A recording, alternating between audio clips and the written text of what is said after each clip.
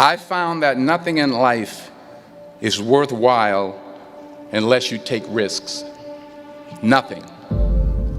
Nelson Mandela said, "There is no passion to be found playing small and settling for a life that's less than the one you're capable of living." Now, I'm sure in your experiences in school and applying to college and picking your major and deciding what you want to do with life, I'm sure people have told you to make sure you have something to fall back on. Make sure you got something to fall back on, honey. But I never understood that concept, having something to fall back on. If I'm going to fall, I don't want to fall back on anything except my faith. I want to fall forward. I figure at least this way I'll see what I'm going to hit. Fall forward. This is what I mean. Reggie Jackson struck out 2,600 times in his career, the most in the history of baseball. But you don't hear about the strikeouts. People remember the home runs. Fall forward. Every failed experiment is one step closer to success. You've got to take risks, and I'm sure you've probably heard that before, but I want to talk to you about why that's so important. You will fail at some point in your life. Accept it. You will lose. You will embarrass yourself. You will suck at something. There's no doubt about it. If you don't fail, you're not even trying. I'll say it again. If you don't fail, you're not even trying. My wife told me this great expression. To get something you never had, you have to do something you never did. Les Brown's a motivational speaker. He made an analogy about this. He says, imagine you're on your deathbed, and standing around your deathbed are the ghosts representing your unfulfilled potential. The ghost of the ideas you never acted on. The ghost of the talents you didn't use.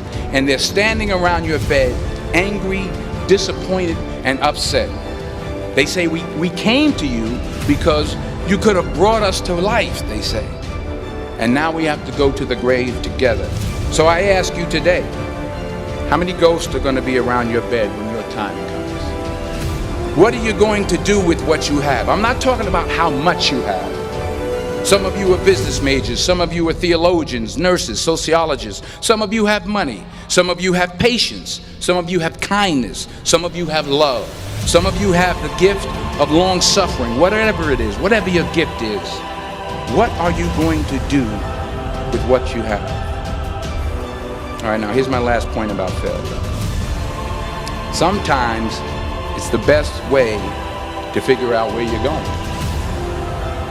Your life will never be a straight path. You'll see what I mean about taking risks or being willing to fail. Because taking risk is not just about going for a job. It's also about knowing what you know and what you don't know. It's about being open to people and to ideas.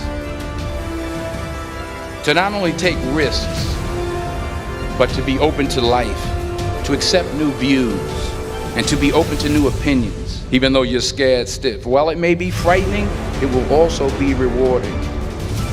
Because the chances you take, the people you meet, the people you love, the faith that you have, when you leave the friendly confines of Philly, never be discouraged, never hold back, give everything you got. And when you fall throughout life, and maybe even tonight after a few many glasses of champagne, remember this: fall forward.